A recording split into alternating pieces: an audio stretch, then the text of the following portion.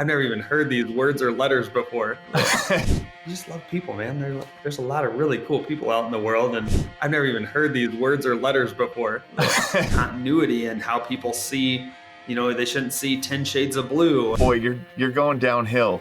You're listening to the Roofing Success Podcast, a show created to inspire roofing contractors to achieve optimal success in their roofing businesses. I'm the host, Jim Ahlin, the co-author of the books Internet Marketing for Roofing Contractors and The Best Known Roofer. I'm also the co-founder of Roofer Marketers, the leading digital marketing agency for the roofing industry. On each episode, I sit down with industry leaders to talk about their processes, the lessons they've learned, and how to find success in roofing. Hey, welcome to another episode of the Roofing Success Podcast. Hit those buttons, like, share, leave us a comment, leave us a review. And man, my phone number's in the description. So, I've gotten a couple of good text messages lately about some, people that have been listening to the show and things that they've been implementing in their business. And it's super cool to hear that. So, feel free to reach out. Today we got Ryan Spencer with Sharp Roofing, Sharp Construction, Sharp Contracting. What are you guys these days? We've actually been through like rebranding, so we're trying to figure that out as we go. Yeah, I like Sharp Roofing. I like that one. Yeah, we've stuck with that for the last year, so it's been good. So, nice. Yeah, so the great state of Michigan. Great state of Michigan, particularly the West. So How did you get into roofing, Ryan? So back in 2007, I'll go right prior to my roofing career. I started a mobile oil change business, and we traveled around with the oil change equipment in the back of a trailer and started, changing people's oil in parking lots and while they're at work and fleets and things of that nature. And I probably didn't have any business doing that, but we did that for a couple of years. It had my business partner had kind of stepped out of the scene abruptly, and so I was kind of left at 21, 22 years old holding the bag, and so we knew we needed to make a shift. Really didn't have any plans of shifting into roofing, but my dad gets a call from a friend of ours that had just jumped into storm restoration work. And he said, "Hey, I think your boys would be good at this." And so we drove down from Michigan to Houston and I always use quotation fingers, training for, and then we ended up in Columbus, Ohio in 2009 to kind of kickstart our career in roofing. So a lot of door knocking. Yep. Yeah. So the training was, hey, go knock on that door. Yeah, we drove around and he's pointing to roofs, yelling out, "That's a GAF roof. That's a CertainTeed roof. That's an Owens Corning roof." I'm in the back of the truck thinking, I've never even heard these words or letters before. So yeah, it was, and then he'd pull up in front of a house that he knew apparently needed a roof, and he'd say, "Get out and go knock that door." So that was the extent of my training. Trial by fire, right? Like just get out there and do it. You got it. And so you got into the storm chasing, right? You started chasing storms. So how was that path? So growing up, and my dad's my pastor, has been for 30 years almost.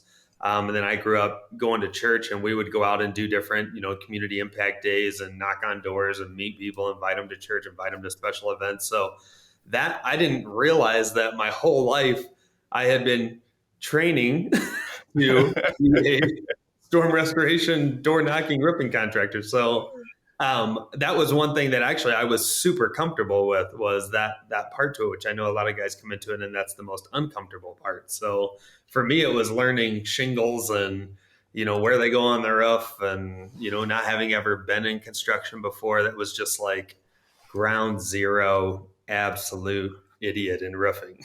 So yeah, it started with nothing. Isn't there do you feel now, looking back, that there's something to ignorance? Like, to me, like when you're starting out in a career or a field, there's something to like not knowing a lot, where you just keep pushing forward. And sometimes when you know too much, you hold yourself back. Have you ever ran into that in your life?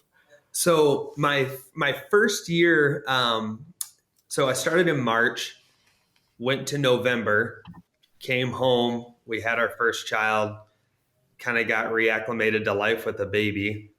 And then we took off. I took my family with me to New York. So we went from Columbus and Cincinnati to New York was our next stop. And went for whatever reason, when I came into that next season, which was like April 5th or 6th of 2010, it was like the light switch went on. I didn't know any other trades. I didn't know. I knew we sold one brand. We had 8 colors. And if they asked me about gutters, I froze and wanted to cry because I didn't know anything about gutters or siding or anything like that. So there was a focus, I think, where I knew what my job was. I didn't know anything but that job, and I could just go out and just pound that one thing, over Yeah. and over and over again. So yeah, I would say that created some focus for me. So probably Nice. left the money on the table, but Yeah, probably, but yeah. it's just it's funny to me. Like if you just kind of like you just there's it's like the innocence of a child, right? Children just go, like they just do things, right? And I think sometimes we lose that in life. And I think that I've had a talk, I talked to a lot of contractors, and sometimes I like Juan Reyes I've had on the podcast. He printed up a couple hundred business cards and just went door to door. He didn't even have a crew to install the roofs that he was selling. Like he didn't even know how to bid a roof. Like sometimes I think that aspect of a person helps that momentum, right? It builds that momentum, and then the scars come from all the no's and all the Yeah. and then we start to overthink things. I don't know, just thoughts that I had. So now you're traveling with a newborn, and the wife. You're going around chasing storms still. Where does the story go from there? So we left Michigan, like I said, like first or second week in April of 2010. I took. We basically had spent that November to April spending all the money we had made, which was very little. Um, so we left for New York. We landed in New York. I had $100 to my name. Lived in the upstairs of a church for free. Thankfully, they were kind enough to let me live there, and it was basically like a glorified attic. Um, had to get a job. Went out and knocked. Got a job within a couple days, and it was the fastest insurance, from start to finish, paid and closed, I still have ever had, and made a little bit of money there. Worked there for 6, 7 months, and did actually really well. Probably the best I'd ever done up to that point. And so didn't even know what to do with the money I was making because I'd never seen that kind of money before, and so was really really excited and kind of cemented my desire to want to continue to be a roofer. And so then we ended up going out to the office. Kind of said, "Hey, we're going to Denver," and it was like within a week everyone was gone, and they're like, "Why don't you shut down the office?" So I was left there alone to kind of do the collections and button up loose ends and all that, and then I had to clean out the office and do all that jazz. Wow. We left and I took my family. We ended up back in Michigan for about 3, 4, 5 days just to say hi to family on our way out to Denver. And I got out there and honestly just didn't enjoy being out there. And so I flew down to Texas and took my a course to become an adjuster, and was going to maybe have that as another tool in the bag, and didn't end up doing anything with that. So because I didn't realize that you had to have your license in your state of residence. So I was like, well, I'm going to quit on that. So I jumped from that right into we needed to kind of stabilize. We had our second kid on the way at that time, and so I got a job as a inside salesperson at a local supply house, selling roofing to guys like me, and did that for a couple of years. And my brother calls me up one day. He had owned his own roofing company, and he said, "Hey, what are you doing?" I'm like, "I'm at work." He says, "Well, quit your job." I'm like, I just started laughing. I'm like, "What are you talking about?" He's like, "Come on, man, let's go. You need to get out and do this again." And I'm like, you know what? He's probably right. So I put my 2 week notice in and jump right back out into knocking doors again and creating business, and that did that for about 3 years, and then that's when the idea of Sharp started spawning. Okay. That's amazing that it was someone else that uh, some someone else, your brother saw something in you, right? Either he saw that you weren't like, this is not where you should be, Ryan. Like, this is not like you have a gift or a talent for something else. How does that? It, what was it that he saw? Like, were you unhappy in that role? Were you just content and he saw more in you? What was the like? Have you ever had that conversation with him? No, we had never. I mean, my brother and I are fairly close. I think the older we get and the more kids we have, it's hard to stay connected. Yeah. But at that time, yeah, we were young guys with young families, and he and I get along super well, and kind of people mistake us for twins and all that. So I think he was just like, you know what, I want to grow my business. I would love to do it with my brother. Come on, dude, let's go. So That's awesome. That's awesome. it's great. And so that led to Sharp, right? Yeah. What's the what year did Sharp start? What were some of those early days, and how's it progressed? Yeah, so when I jumped out with my brother for the next 3 years, we had traveled a little more locally. It wasn't like New York, Denver. It was Midwest. So we were in Indy and east side of the state of Michigan and all that. And so I was still away from my family, 3, 4 days out of the week, maybe five.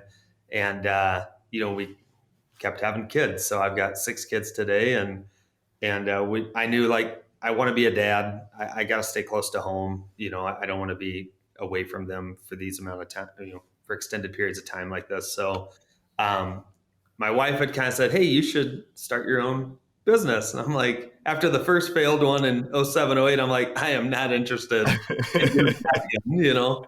But she kept pushing me, and some events transpired that it was like, okay, maybe I could do this again. And so in 2016, I had a business partner, and we March 5th of 16 jumped out with 2 laptops, $2,000 each, and some rusty pickup trucks, and started Sharp Construction. So That's awesome. yeah. And and in that transition, like, how was it transitioning? I think a lot of I'm just thinking of a lot of people in the industry that do, they chase storms, right? They go where the storm work is.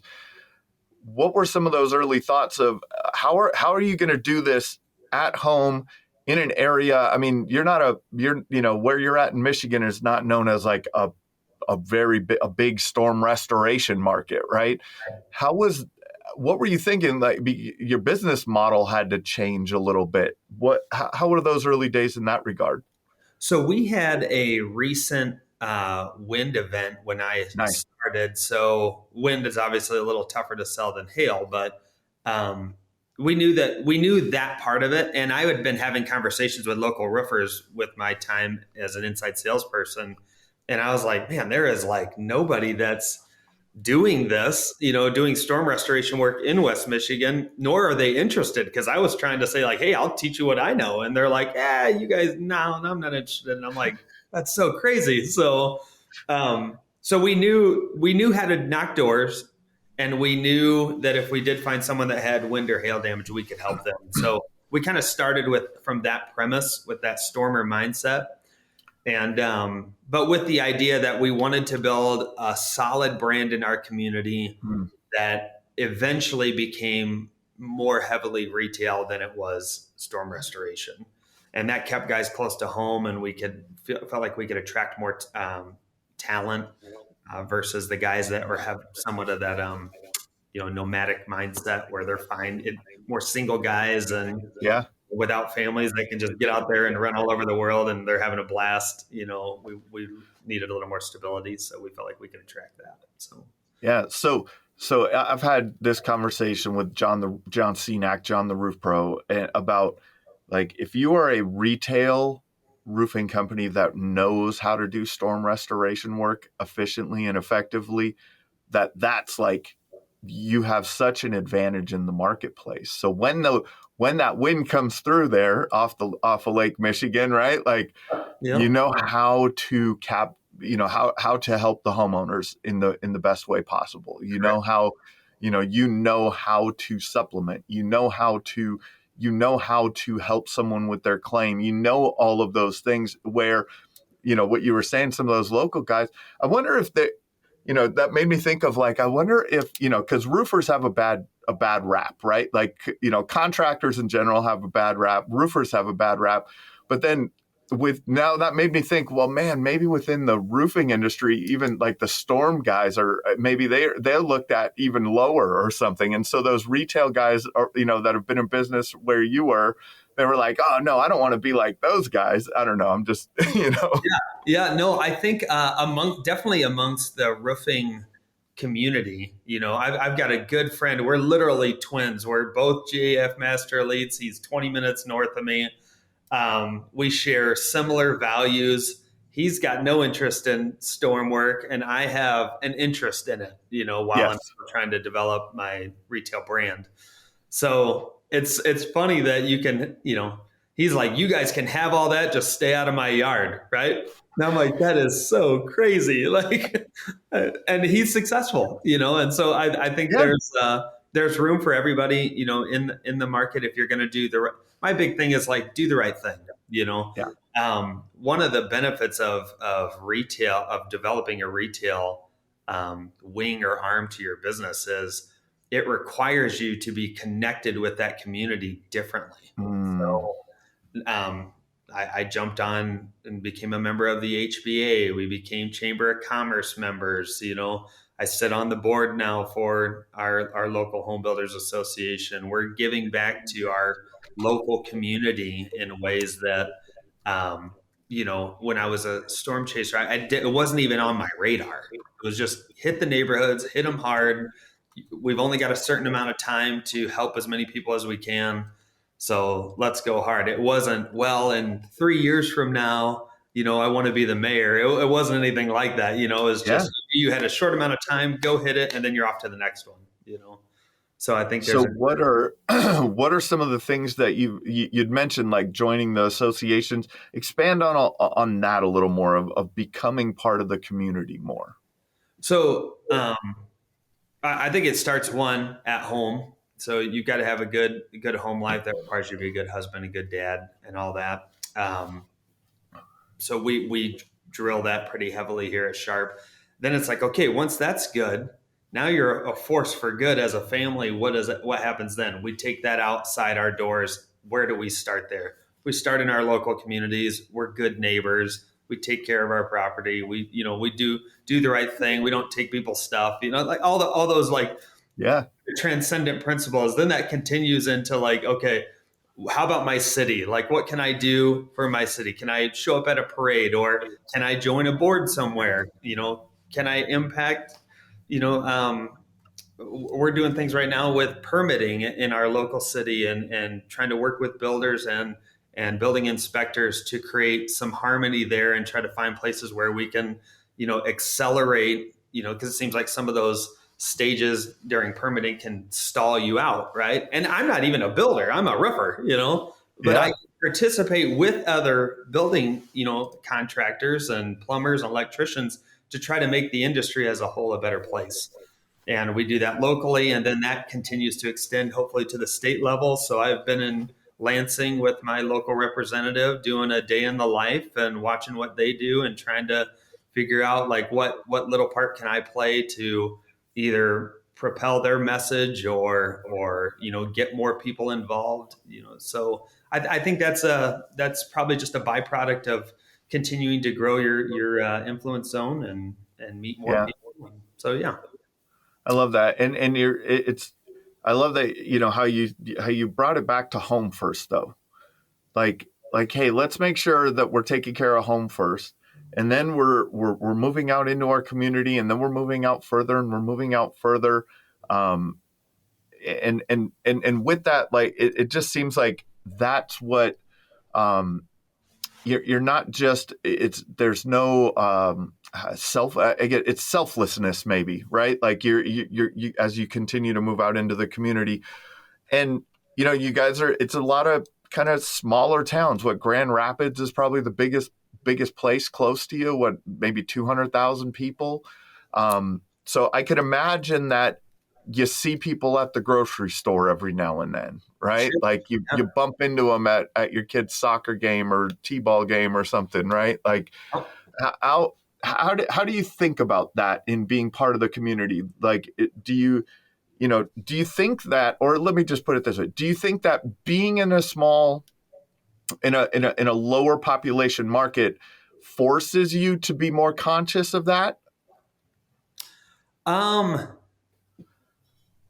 for not for me, for some perhaps, but for me, as a Christian, I'm kind of called to this life of service, Yeah. and loving my neighbor as myself, giving back, not being selfish, all those good qualities that I feel like the scripture calls me to. So I embrace that first. That's my motivator, is like, I know this life is short. I think there's a next life after it that's a lot longer than this one. And if the Bible's true, then what I'm doing today impacts that next life. Then that's where for me is like, that's motivating. And you just love people, man.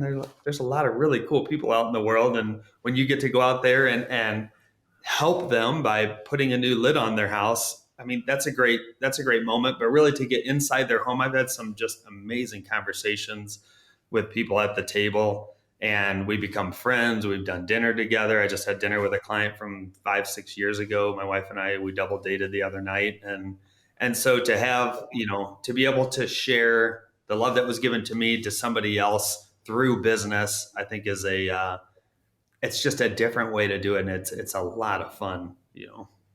Yeah, and that's what, when we met, like in a lot of the conversations we had, I'm like, this, you definitely have fun with what you do. You could just tell, like, I could just feel that in you, as that, and one of the most consistent things from all of the contractors that I've spoken to on this podcast is taking care of the customer, like beyond everything else. It really seems like the contractors that are the most successful and have the most longevity in the business are the ones that take care of the customer first, their team first. How do you carry that same mentality into your team now? Sure. So, my dad growing up, like I said, he was my pastor. So, there was a verse that he kind of pushed onto us early on, and it was in Proverbs 22. It says, "A good name is rather to be chosen than great riches." Right. So it's like, I didn't understand that at first. I just knew, like, I'm a Spencer, and I should hold that with some value and regard and try not to screw it up. Right. But in business, when you're a for-profit business, that can get reversed if you're not careful, and you start looking at P&Ls and dollars and cents and going like, I want to make money, or you set some goal out there that's money driven. And what I've come to realize is, like, man, when we focused on our Google reviews, which meant we actually had to do a good job, all of a sudden the next person chose us because of that, right? Yeah. And when when we highlight, for instance, I'll give you a really, in the last week, we started doing a thing called Eyes Up. So Eyes Up is Sharp's way of communicating to the community that our eyes are up to see roofs that need done. Our eyes are up on the Lord, because he calls us to ethics and to a right way of conducting our business. And our eyes are up to see the real needs in our community and try to go out and meet them. So we promote that within our business here amongst our employees. And each one of our employees has a story where they have given back. And so we're highlighting one a month where an employee is recognized for keeping his eyes up and meeting somebody's needs, right? We had someone, we were competing with another roofing contractor for a $100,000 project, and they picked Sharp because of the eyes up moment of one of our sales reps. And it was just like further confirmation that when you do the right thing, the money will follow.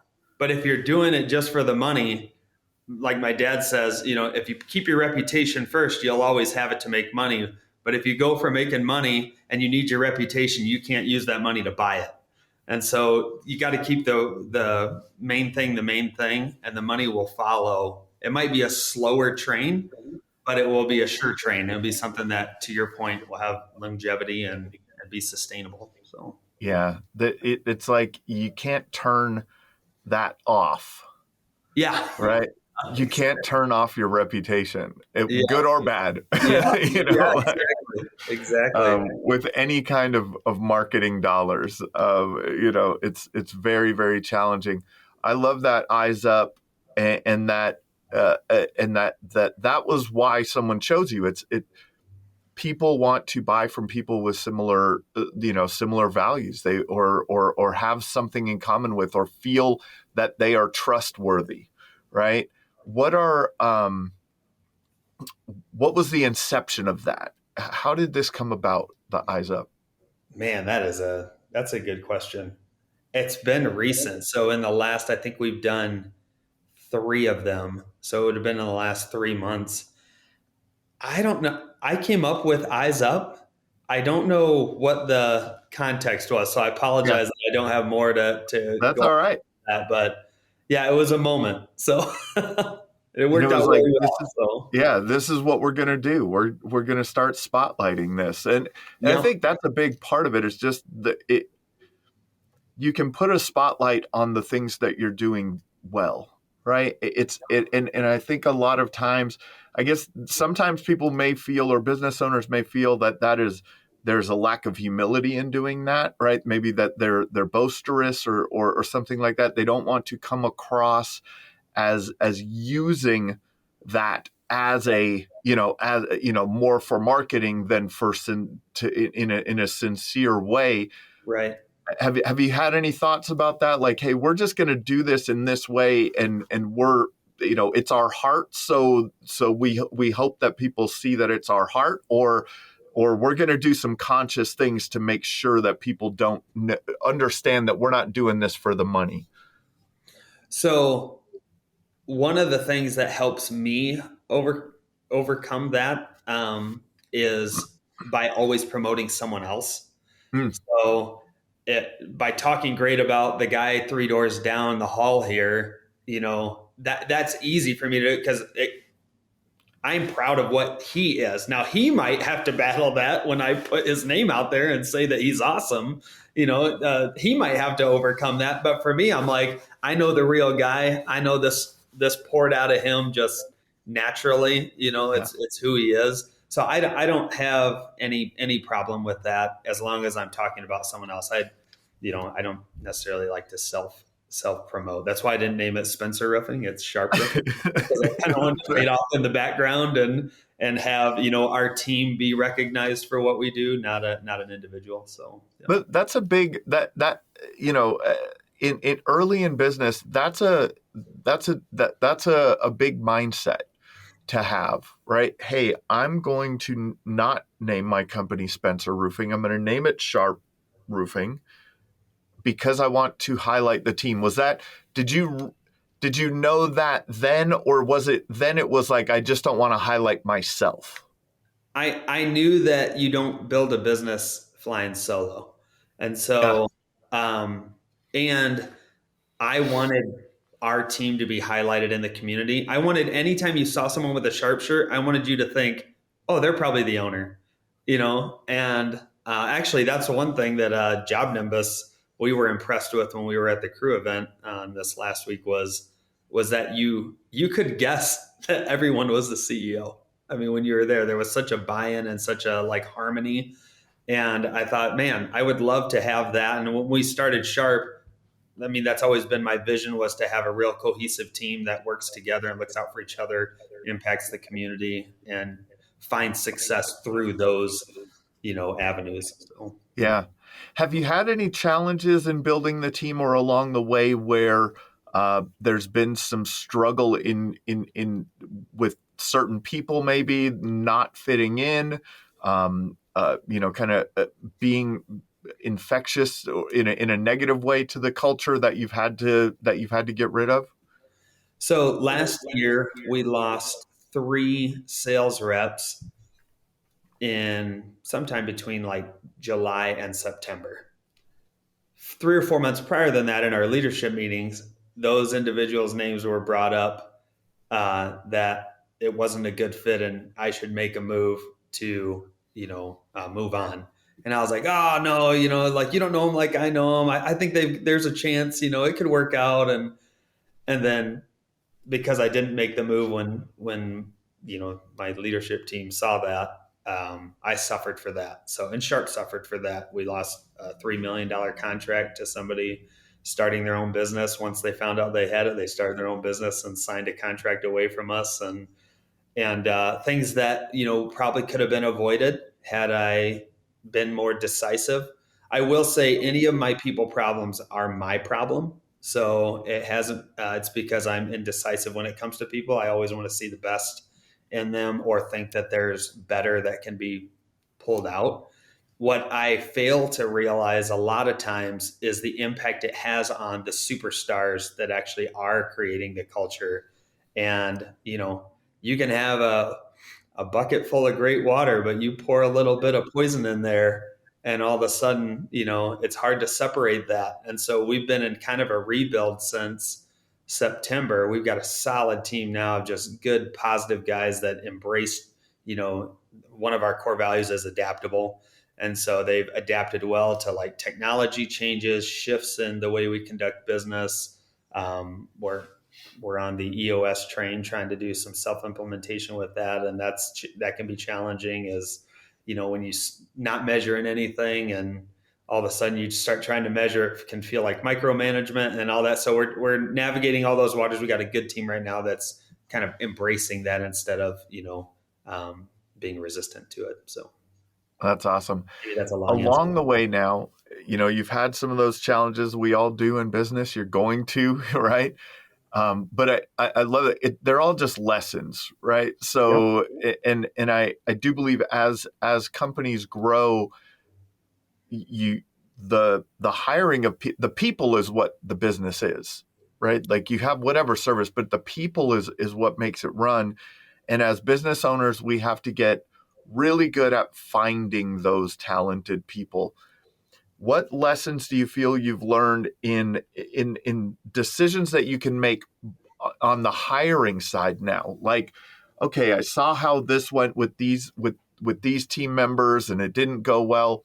Do you see any red flags, or have you made any adjustments now to through your hiring process that you've said, okay, now I'm going to make sure to look for this, or I'm going to make sure to verify this? We're better than we were. I still think when I hear about some of the hiring practices and questions people ask, I'm like, oh man, that's really good. Like, It's a good one, right? yeah, Yeah. you worked for me, and you could handle that. But what I will say is, it used to be check their pulse.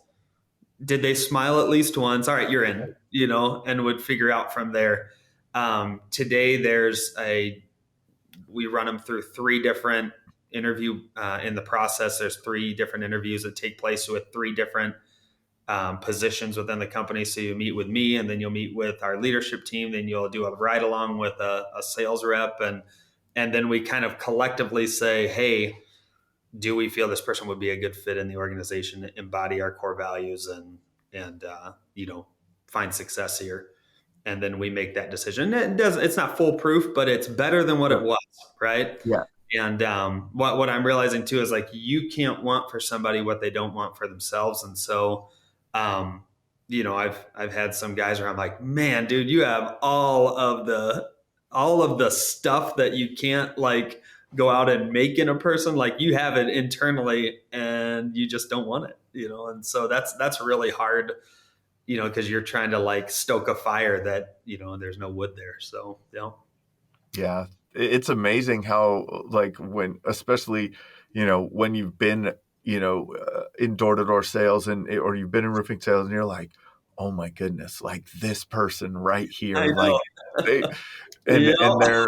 and they're like a server at a local, restaurant or something. And you're like, you could really make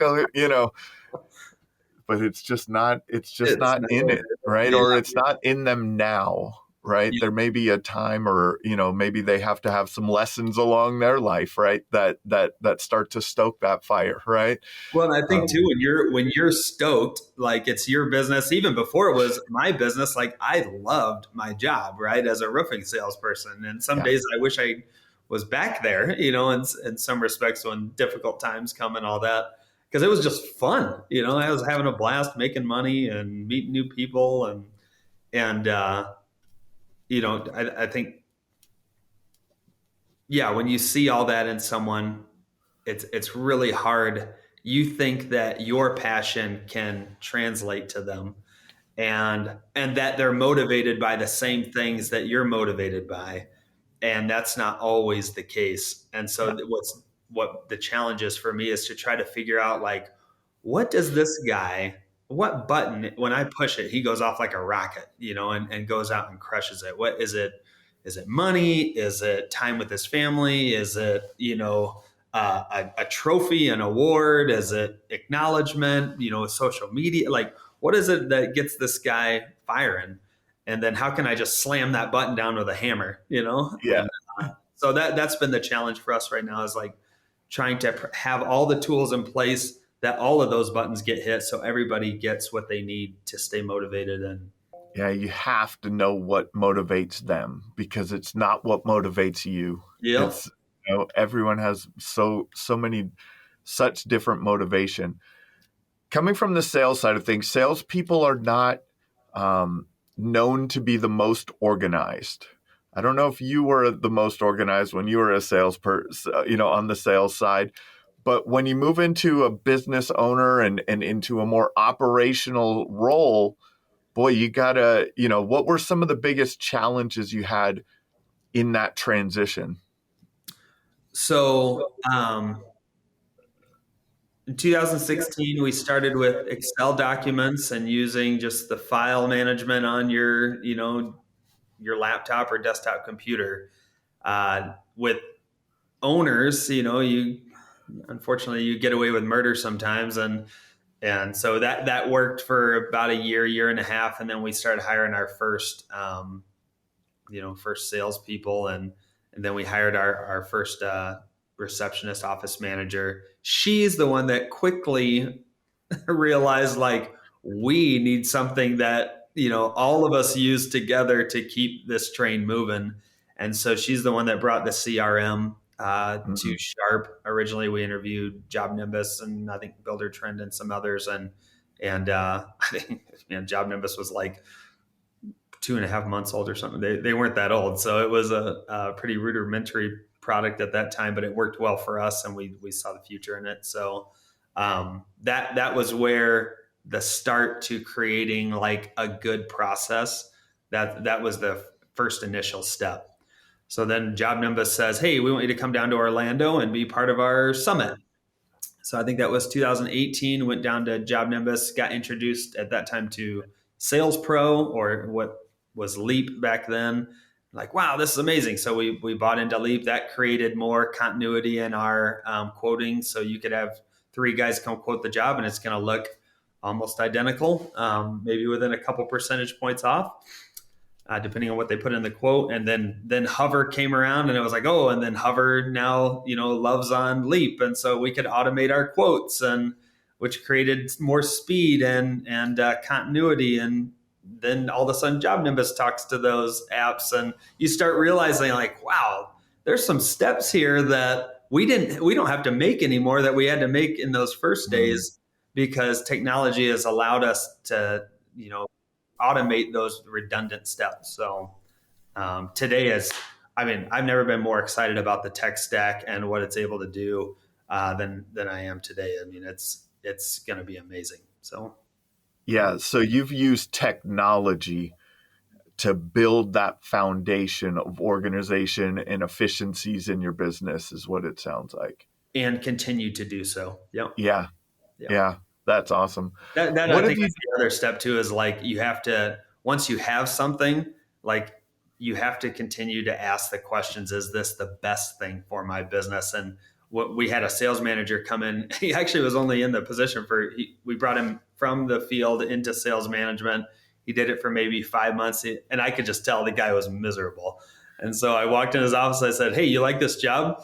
He's like, "Yeah, yeah, yeah." I was like, "Come on, man. Like, you don't like this job. I could tell you're floundering." He's like, "Yeah, I wish I was back out in the field." I'm like, "All right, we'll go do that." But in that time, he took another like fresh look at Sharp's tech stack. We eliminated one, brought in another, saved some money, and had a better, more efficient program. So I think when you start introducing tech, you can also get static in that, and you have to remind yourself that, hey, every year and a half, I need to get a refresh, go travel somewhere, go to a tech conference, and get the latest and greatest information. So we've Yeah, saved it's a probably a whole market. continuous iteration, right? It just Yeah, continues to iterate. There's nothing. I don't think there's anything like if you just stop in business and go, okay, we're good enough. Like, boy, you're going downhill. Like it's not gonna work out well for you. So those continuous, always trying to find the better way, the more efficient way, whether it's in your tech stack or your hiring or whatever it is, right? It's just a constant iteration of things. Let's talk a little bit about how you became known in your market. How did you market to the community? How did Sharp become, the best known roofer in your area? yeah. Um, well, nobody knew me. I didn't have a pedigree here. I wasn't like a foundational member of the community. I was nobody. And so I started knocking doors. That was day one. Got my first job. Well, got my first contract signed. We hadn't put the roof on yet, but they referred us to one of their friends, and we actually put his roof on before theirs. So my first job was a referral, which is hilarious.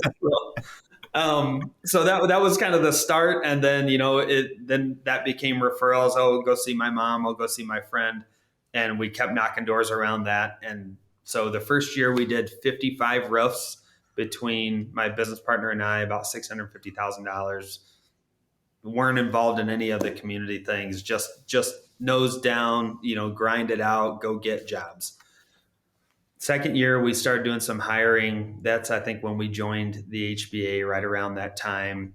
Started attending events, shaking hands, meeting people. And then it was, hey, you should be on the board. And then we doubled our business that next year, just by pushing it out there. You put some stickers on your truck and you start thinking about that kind of thing. And so I don't think it's any one moment when it just boom, it becomes this brand. We've actually rebranded 3 times, I think, in the last 8 years, trying to figure out who the heck we are. But over time, if that's like, if you have an end goal in mind of like, I want continuity and how people see, they shouldn't see 10 shades of blue and, 14 different iterations of our logo, like pick one, run with it, and make, be able to, maybe you make a slight variation in some stuff. Like we went from Sharp Construction to Sharp Real Estate and Construction because we thought maybe that could be another arm to our business. That ended up not being something we wanted to pursue. So then that changed again to back to Sharp Construction. Then we're like, well, we really like roofing and wish more people knew because they weren't connecting the dots with the roofing. So I was like, okay, well, we're going to change to Sharp Roofing. So in the last 8 years, we've done 3 different name changes, and so I mean that stuff can be tough. But I think overall, that Sharp name hasn't changed in look and whatever. So people are starting to connect that with Holland, with West Michigan. We see you guys everywhere. I hear that all the time, and so I think as long as you have some continuity there, it's a good start. And time. This is what everyone wants, the magic pill, right? Like, how do I just go to 10 million this year? Well, that's a really tough thing to do, Yeah, yeah. Especially in a retail market where you have to, people have to know you. One of the things you mentioned in kind of when you were telling your story was about your training in just, hey, that's a GAF roof, that's an OC roof, there's your training. How have you, with that being your training or being your first training in the industry, how do you look at training in your company? So initially it was get in here, here's your iPad, and we've loaded all your apps. Go. I used to say, go out and make waves, and then I'll teach you to surf. Right? Was my idea is like Okay. at the beginning stages, go knock a door like I did, get that first job because then your training will stick. Now, there might be some truth to that, but sending a guy out in the jungle with a buck knife and hoping he survives, I mean, that's just not a real sustainable way to approach training. It can work if the guy's motivated, but it's not. You can also make some mistakes that could be very public and that could damage your reputation. So today Mm. we link them up with one of our trainers, and they will, depending on where they're coming from. So I have a guy that's starting Monday that's got some experience in the industry. So he knows roofing, he knows this and that. So he's not going to need that like ground up. Here's what a shingle looks like, So he'll be probably a 2 week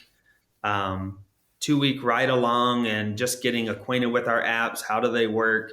How do they talk to each other? What are the steps I have to take to get my job from start to finish? Where do I come in and where does somebody else take over? Those kind of things, those kind of internals. A guy that we've had 3 guys start at one time that didn't know anything. And so that was a 2 or 3 month, someone not necessarily completely in your hip pocket, but they're right alongside you. I mean, if you're going to an appointment, they're going with you. If you're writing an estimate, they might push you to write it until you fail, and then they'll help you figure out like, hey, man, add this or do that. But uh, it's a much cleaner. We get a faster turnaround time too. So it used to be we would tell guys, hey, 2 or 3 months before you get your first job. Now we're seeing it in 2 weeks. Mm. So when you have someone connected with you that's helping you uh, connect the dots and plug the holes faster, you're seeing a result from that faster, which is better for Sharp as a whole and better for the guy. So he's not getting frustrated that he hasn't seen anything. He's getting something right away. So that's been a much better introduction to the Sharp experience. Yeah, definitely. How have you structured the flow? Right? You'd mentioned, hey, they have to learn the flow, who does what, where the handoff is. How have you structured that flow? Who's responsible for what all the way through the build? So we sat down with, one, when you get into Job Nimbus, which we're been a partner with for a while, that's kind of what they require you to do in order for the program to work. Is you have to sit down and go like, okay, phone rings, next step. Who's doing that? What's the next step? And then that can change over time, because now we have the automation conversation. It's like, who does that step? Well, actually, nobody does that step. It does it on its own. So you have to reevaluate and reiterate what your flow is, because sometimes the tech can take over for that. But I think when you sit down and you can talk yourself through what a perfect roof looks like, or a perfect project looks like, then you can start to map out like, this is where we're going to bottleneck currently. How can we solve for that? Oh, we're really good here. How do we continue to capitalize that or expand that to where every guy is able to get that same result? And I think that comes by, one, not thinking that I have all the answers, because I absolutely do not, but leaning into your team to kind of get their viewpoints. I've even gone outside of our team to say, hey, what would you think of this, without knowing anything about what I do? And I just told you this. What do you think? And I've gotten some good feedback from questions like that. So Definitely, you have to. It's a ever evolving process, I'm sure, but with the intentionality of, hey, let's draw out the steps, like let's right now who's responsible for each of them, and just the basic. Just a lot of times we don't even do that, right? Especially in the beginning, it's like, free for all. let's go. you know, we got to go. We need money. We need to pay our bills. How has it? Where were the different stages? Because you guys are in the high seven figures now. Where were some of those milestones along the way where the business had um, like this was a big changing moment when we got to this level or this many team members or something like that? Knowing that I wanted there to be consistency, caused me to think about like technology because I knew that would be a big piece to it. I think when we hired our first, we didn't hire our first rep. I think we hired our first five. We hired all of our friends, and we handed iPads out to everyone and, made some investment there. And then we would have like in my living room, pull your iPad out, and we would all train together. That was a probably the big turning point for Sharp was like, okay, this is becoming legit. We're all doing the same thing to give this client the same experience. Now, you might not I described it like this. You go to McDonald's, I've had some really great people take my order, and I've had some people that hated my guts just because they didn't want to be at work that day taking my order. And yet I still stayed at McDonald's and I ordered from both of them because I knew behind them was a process that produced a product that tasted the way I wanted it to taste. So the Big Mac came to me and it tasted the same way that the Big Mac did with the guy that liked me, So there can be personality shifts, but the product that we give to a client should be relatively the same. I mean, they should like the taste of what we're delivering. Yeah. And so that's what technology allowed us to do is like, hey, you might not like, Jerry, or Ryan, but you like Jerry, but it doesn't matter who you sign with because what you're going to get is 5 stars. So technology definitely allowed us to do that. I think from hopefully, and this is not meant to come across prideful, but hopefully I'm modeling to my team the type of environment we want to create internally, the type of environment we want the community to, be a part of, and modeling that from the top down, being able to articulate that. But then to say, like, hey, you don't have to know all this stuff. We're actually going to continue automating to where you can focus on that relationship and not have to worry about all of these back end little steps and button clicks and whatever else. So, and that continues every day to get better, which is exciting. So, Yeah, that is exciting. What do you think the greatest insight is that you could share with our audience about how to find success in their roofing businesses? I think success is different for everyone. I think when you talk to people who sell, shingles to me, their idea of my success is to sell more shingles, right? If I'm talking to tech company or whatever, maybe their idea of my success is that I have more users, because that drives their success. I think you've got to take a look at what I've battled this in the last year, where I'm like, okay, what does success look like for Ryan? Am I growing for the sake of growth? Do I have the right motivations? And sometimes I'm like, yeah, I actually did have the right motivation, but I was just tired, right? Maybe some bad stuff was happening in the moment. And I'm like, oh, all of a sudden a private equity firm sends you an email, and the time when you're at your low point, you're like, oh, heck yeah, I'd sell this thing for 50 cents. And then 2 weeks later, you're like, oh, I love this job, and you ride that roller coaster of ups and downs. Uh, you know, I think you've got to look internally and say, hey, what really motivates me to get up out of bed every day and attack this business with ferocity. And if it was that way at one point and I've lost that, why? Is it something temporary, or is there something fundamentally wrong? Maybe I should only be a 5 million or 6 million or 2 million or 20 million or whatever company, and this is my sweet spot.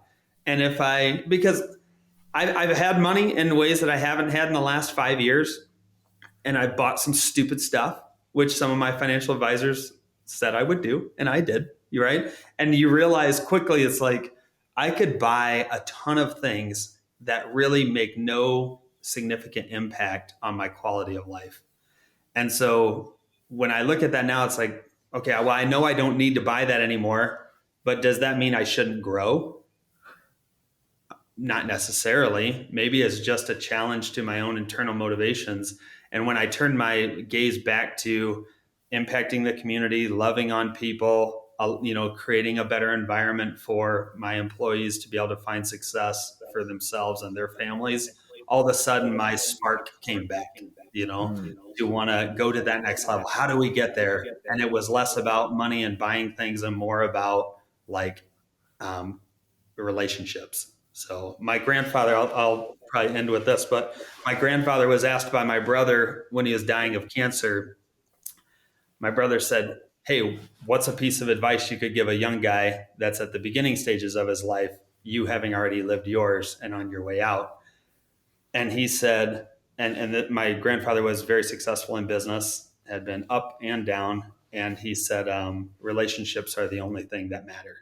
And so I think when we keep that in check, we can grow to whatever size or shrink to whatever size, and we can still have, you know, a good feeling about life. So, That's awesome. This has been another episode of the Roofing Success Podcast.